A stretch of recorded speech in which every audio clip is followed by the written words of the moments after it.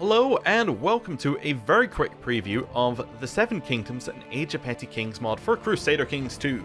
Now, the reason that I want to do this video is because this mod is another total conversion mod for Crusader Kings 2, putting it into the Game of Thrones universe. And you might be saying, why? Like, we already have one. We have the Game of Thrones mod. It covers a large period of time. It works fine. It's got all the lore events you could ever want.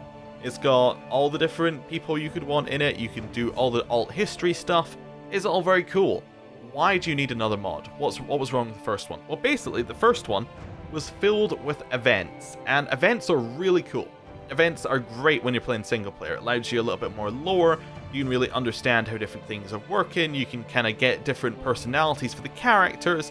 It adds into kind of the overall immersion kind of thing. But if you're going to play in multiplayer, events aren't as good. Events really cause problems in multiplayer because, say you have a long event line with like story stuff happening and all that, that's going to one person.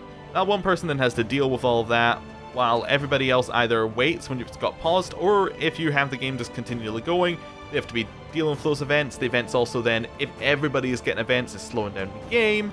It's really not ideal. So, what they did is they decided, okay, we're going to go start a mod, we're going to make this our multiplayer mod. Now, they had a sub-mod beforehand, which I believe also did some of this stuff, and it cut out a lot of the stuff that they were adding to the Game of Thrones mod, but this is very much standalone, and is very much about making this suitable for multiplayer, from my understanding of it. So, let's jump into game, and I can show you a couple of things that they have done to make it a little bit better for multiplayer overall. One thing is, they have changed the start date from the ones that you would expect from a Game of Thrones universe start date.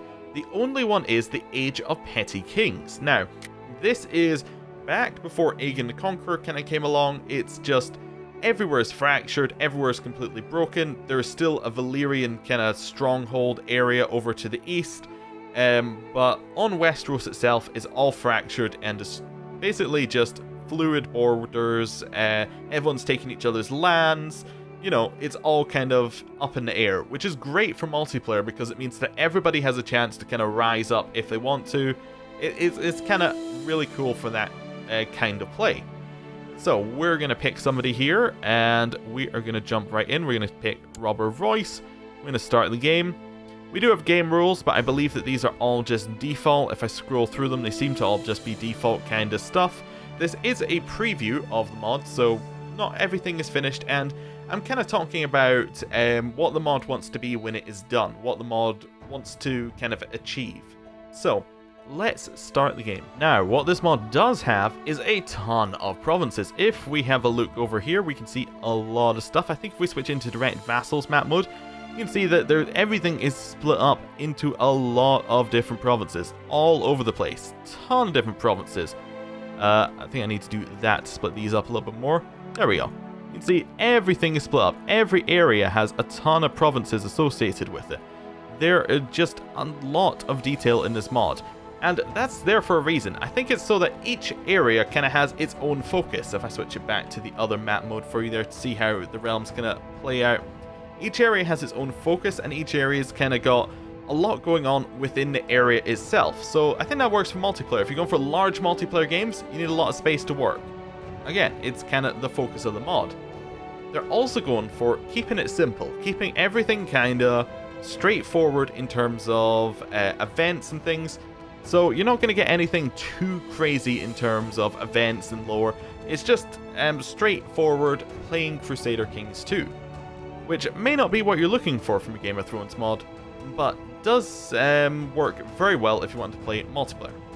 Let's have a look at what it does have, though. It does have a lot of religions all over the place. It has R'hllor, it has the Seven, it has Moonsingers, it has the Old Gods. If we go up, it has White Ones and Beyond the Wall Old Gods. It's all very much split up into the religions you would expect. It also has, if we got the right map mode there, yep, it has a lot of different cultures. Each area's got its own culture, each area is very unique, and each area kind of has its own identity. It also has Andals over here, who I believe have holy wars to kind of invade up into this land over here, into the Old Gods land, and I think has already slightly gone into that. and the old gods can also holy war that back. So a lot of stuff going on there. Now, it also has in a few traits, and I think our character has an example of one of them. Our character has tall, and it's added in a few traits like that. So they're all kind of straightforward. There's like tall, huge. There's also some personality ones like psychopath. Basically the kind of stuff. There's honorable, dishonorable, the things you would expect from a kind of Game of Thrones world. The kind of identifiers you get. So they're all fairly straightforward. Nothing too crazy in there. There is also a dueling system, which kind of has many different levels of dueling. I think it's something like 7 from what I could see in the files.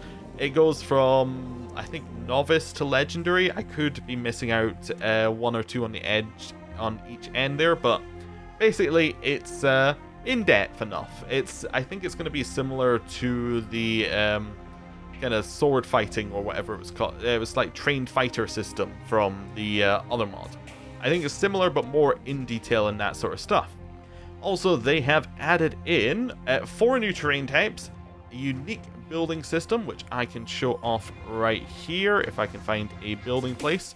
Basically, they've added in a lot more buildings, and then they build into each other, and they all do their own sort of things. Very kind of straightforward. I wouldn't call it so unique. Maybe I'm missing something here. It just appears like they've added in more buildings to add more subtle advances. Like this tiny castle blacksmithy adds in 0.1 tax income, which you're never going to notice, but it also doesn't cost as much as something that you might notice from the base game. So it's kind of just very straightforward stuff there. And they also added in a few unique buildings.